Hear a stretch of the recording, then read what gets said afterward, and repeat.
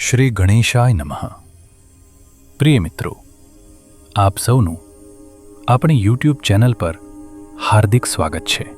આજના આ પવિત્ર વિડીયોમાં આપણે વાત કરવા જઈ રહ્યા છીએ ચૈત્ર માસની શુભ નવરાત્રિ વિશે, જે 19 માર્ચથી શરૂ થઈને 27 માર્ચ સુધી ઉજવાશે. આ 9 દિવસ માતા દુર્ગાની ઉપાસના માટે અત્યંત પવિત્ર માનવામાં આવે છે. આ સમય દરમિયાન ભક્તો આધ્યાત્મિક શક્તિ પ્રાપ્ત કરવા, મનની શુદ્ધિ માટે અને માતાજીના આશીર્વાદ મેળવવા ખાસ પૂજાપાઠ કરે છે. વર્ષ દરમિયાન 4 મુખ્ય નવરાત્રિઓ આવે છે: ચૈત્ર, અષાઢ, આશ્વિન, આસો અને પોષ માસની નવરાત્રિ. તેમાં ચૈત્ર નવરાત્રિનું ખાસ મહત્વ છે, કારણ કે આથી નવા વર્ષનો પણ આરંભ થાય છે. આ 9 દિવસોમાં માતા નવદુર્ગાના 9 સ્વરૂપોની પૂજા કરવામાં આવે છે: શૈલપુત્રી, બ્રહ્મચારિણી, ચંદ્રઘંટા, કુષ્માંડા, સ્કંદમાતા, કાત્યાયની, કાલરાત્રિ, મહાગૌરી અને સિદ્ધિદાત્રી.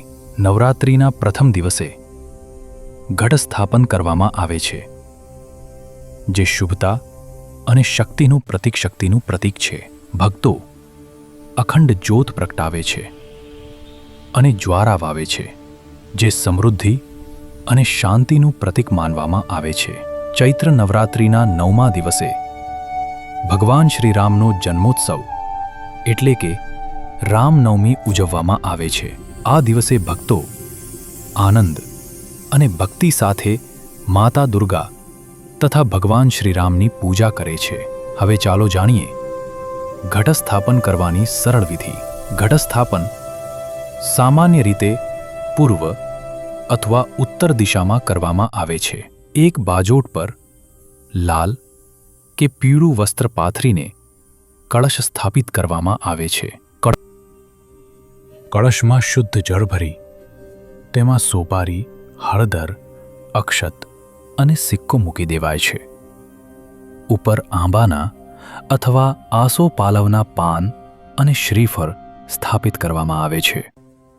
આ સાથે માતાજીની મૂર્તિ અથવા ફોટો સ્થાપિત કરી અખંડ જ્યોત પ્રગટાવવામાં આવે છે.